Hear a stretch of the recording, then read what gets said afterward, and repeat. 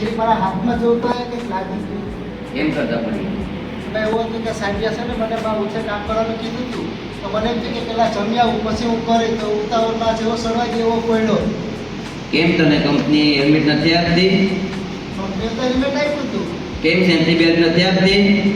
Company તો મારી બહુ હાઈ કલર છે, સેફ્ટી બેલ્ટ હેલ્મેટ બધી પણ મારે જમવા જવું હતું, કંઈ ખબર પડે કે નહીં? તો કેમ તમે ઉપયોગ નથી કરતા? ઓય બાપા, સેફ્ટી કિટનો યુઝ કેમ નથી કરતા તમે? એ સાચી વાત છે. વાટડા આ જેવી દુખાવો બંધ થઈ ગઈ, દવા આપી મારા બાપથી, પછી બીજી વાત થઈ છે. નું ધ્યાન રખાય. કંપની એટલું સેફ્ટી બેલ્ટ આપતી હોય તો આપણે એ ફોલો કરાય. એ તો સાચી વાત છે સર. મારે શું, મારે તમારા પૈસાથી જ મતલબ હોય, બીજું કોઈ આપણું સલાહ નહીં આપે. તમે 500 થતા અહીંયા 1000 લઈ છે તમારા, અને ઓપરેશન ના હોય તો ઓપરેશન કરી નાખશે. પણ આપણે જ આપણું સેફ્ટી રાખવાની, આપણે ખ્યાલ રાખવાનો. આપણે કઈ રીતે આપણે સેફ્ટી રાખવી, આપણે જ ખ્યાલ રાખવાનો.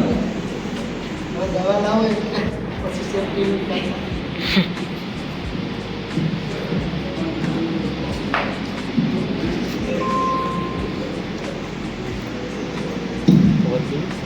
એટલે સૂર્યા હેરખું રાખ.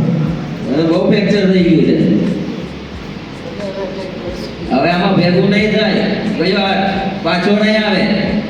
સાહેબ પણ મારા આ હાથમાં દુખતું હતું, તમે આમાં તપાસ કરજો. એ તો સેફ્ટીને ધ્યાન રાખવું. ફી નથી આપવી પાછી. સેફ્ટી રાખવી હોય તો ફી આપવી પડે. આ ડ્રામાનું મહત્વ, આ ડ્રામો ખાલી જોઈને ઈ કરવાનું નથી, આમાંથી આપણે ઘણું શીખવાનું છે. કારણ કે સાહેબને આપણે ક્યારેક ક્યારેક એવી રીતે સાહેબ આપણે કહેતા ભાઈ તારા કામ કરું ચાલે, આ બધી પોલીથી ચાલે, આ સેફ્ટી પ્લેટ ચાલે, આ હેલ્મેટ. પણ આપણે શું થતું હોય કે હવે આ એટલું જ છે, એટલી કંઈ ઊંચાઈ નથી ને એમાં હું એટલું બધી પહેરવું. પણ ન જ આવી નાનકડી ભૂલ આપણે એવા જોખમમાં નાખી દે કે જિંદગીભર અફસોસ કરતા રહી જાય. કોણ? સાહેબુ નહીં, આપણા ઘરવાળા. એટલા માટે થઈને આ બધી પોસ્ટર ખાલી જોવા માટે નથી લગાવી, આપણા માટે લગાવી છે. આમાંથી આપણે કંઈક શીખવું જોઈએ. પણ નહીં, હા હા આ તો લગાડ્યા જોઈને નીકળી ગયા. પણ એવું નથી કરવાનું. સાહેબને આપણે પૂરેપૂરો મદદ કરવાની છે કે નહીં અમે સેફ્ટીનું ધ્યાન રાખીશું. જય હિન્દ.